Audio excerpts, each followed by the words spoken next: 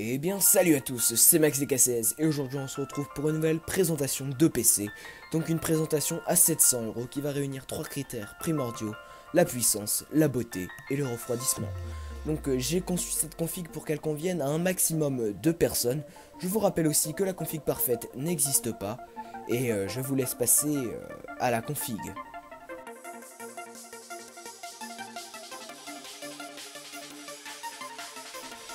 Et nous allons maintenant passer au processeur. Donc le processeur qui est un processeur AMD FX 1320 Black Edition à un prix de 147,16 €. Bon oui c'est un petit peu précis, non c'est un petit peu rien mais bon. Donc avec 8 corps à un prix de 147,16 €. Il consomme un peu beaucoup, 125 watts et a une socket AM3+. Donc certains vont dire oui AMD c'est pas génial, voilà. Vous connaissez un petit peu les critères, je pense, si vous connaissez un petit peu en configuration de PC. Mais c'est vraiment, moi je trouve que c'est vraiment bien pour ce prix. Donc on va passer au prochain composant.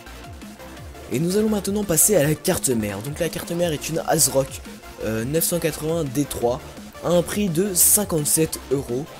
Donc c'est une carte mère ATX avec un socket AM3+, un chipset AMD 770. Qui comporte 2 USB 3.0, 4 USB 2.0, un port Ethernet, des ports audio, du VGA et d'autres entrées pour les anciennes souris et les anciens claviers. Bon, avec un plutôt bon système audio en 5.1, bon c'est bien. On peut pas dire grand chose d'autre à part qu'elle est bien cette petite carte mère pour son prix. Et on va tout de suite passer au prochain composant. Et nous allons maintenant passer aux barrettes de RAM. Donc les barrettes de RAM qui sont des Kingston HyperX Fury White en 2x4 Go 1600 MHz à un prix de 47,41 €. Donc en DDR3. À part vous dire que ce sont de bonnes barrettes de RAM pardon, et qui sont vraiment très belles, je ne peux pas vous dire grand chose d'autre. Donc c'est parti pour le prochain composant. Et nous allons maintenant passer au Ventirad. Donc le Ventirad qui est un Enermax ETS T40 blanc à un prix de 44 €. Donc un vraiment beau Ventirad qui peut supporter des processeurs Intel et AMD. Donc venons un petit peu au design. Donc il est blanc avec des petites LED bleues ou blanches sur le ventilateur. Je ne sais pas trop, sur la photo ils font plus blanc, enfin ça dépend de la photo en fait, parce que là j'ai une autre photo ils font plus bleu, mais enfin en tout cas il est très beau.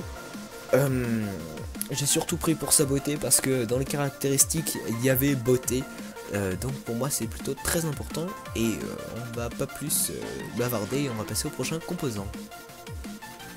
Et nous allons maintenant passer à un point que j'adore dans les configurations de PC. Il s'agit de la carte graphique. Donc la carte graphique est une MSI Radeon R9 380 à 2 Go overclockée. Donc vraiment une carte graphique assez belle, en blanc encore une fois, un prix de 190 €. En gros c'est la R9 285 où ils ont changé quelques trucs. Mais c'est la R9 285 sauf qu'ils ont mis un autre nom, voilà. C'est tout. Donc comme je disais, 2 Go en DDR5 à une fréquence de 5500 MHz. Alors au niveau des ports, on a deux ports DVI, un port HDMI et un port DisplayPort.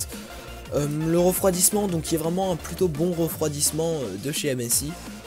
Je peux pas vous dire grand chose d'autre à part qu'elle est géniale, encore une fois. En tout cas moi je trouve qu'elle est vraiment pas mal. Et on va passer au prochain composant. Maintenant nous allons parler du disque dur. Donc le disque dur est un Toshiba de 1 Teraoctet en 7200 tours minutes SATA 3 à 51,21 €. Je peux pas vous dire grand chose d'autre sur ce disque dur, hein. C'est un disque dur tout à fait banal. Et du coup on va vite fait passer au prochain composant.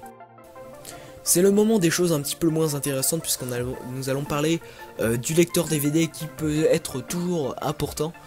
C'est le top achat Grave 22DL BL noir, donc tout ce qui est de plus classique à part le nom, à un prix de 18 € et voilà quoi. On va passer au prochain composant parce que ça n'a pas grand intérêt, bien que ce soit plutôt indispensable. Et maintenant nous allons parler du boîtier, donc le boîtier qui est un Aerocool GTA blanc à un prix de 66,41 €. Donc un boîtier moyen tour qui peut accueillir des cartes ATX, micro ATX, mini ATX, avec une fenêtre, donc encore une fois pour la beauté. Je trouve vraiment ce boîtier, allez soyons fous, magnifique, je le trouve vraiment très beau. Après au niveau des caractéristiques, en connectique de façade il a un USB 3.0 donc assez important, de 2.0 donc vraiment assez fourni en façade, un contrôleur ventilateur, un petit plus qui peut être sympa, un dock hot swap et une prise micro et une prise casque.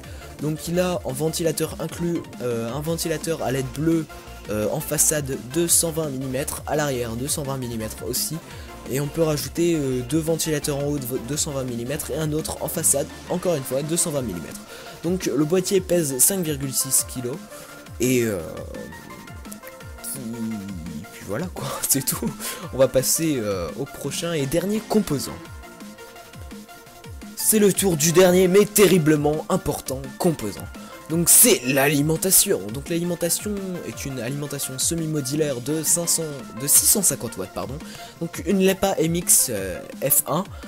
Donc une alimentation qui comporte vraiment assez de watts pour pouvoir, si vous voulez faire un upgrade plus tard, à un prix de 62 €. Donc vu qu'elle est semi-modulaire, elle a en connecteur, elle a un CM24 broches, un CPU 12 volts 4 plus 4 broches, 4 Molex et un lecteur disquette 4 broches. Avec un gros ventilateur de 120 mm. Encore une fois, l'alimentation est blanche pour changer. Voilà. Je trouve qu'elle est vraiment pas mal l'alimentation. Après, à vous de voir. Mais on va passer au final. Il est venu le temps du bilan, donc un bilan plutôt satisfaisant. En tout cas pour moi, je suis vraiment content de ma config. Si vous avez aimé cette vidéo, n'hésitez pas à la liker, à partager, à faire tout ce que vous voulez, à m'abonner à ma chaîne. Enfin, ça veut rien dire ce que je viens de dire, mais c'est pas grave. Je vous rappelle aussi que cette configuration est sans système d'exploitation, donc Windows, et aussi sans option de montage. Donc en gros, si vous commandez la config, là vous aurez tous les composants mais vous aurez pas Windows, bien qu'il ne soit pas très compliqué à avoir en crack. Bon, je n'ai rien dit, hein. On va pas parler de crack et vous l'aurez tout démonté pour les personnes qui s'y connaissent un petit peu moins. Bon, j'espère que cette config vous aura plu et puis je vous dis peut-être à une prochaine config. Allez, salut, bye bye, ciao, yeah.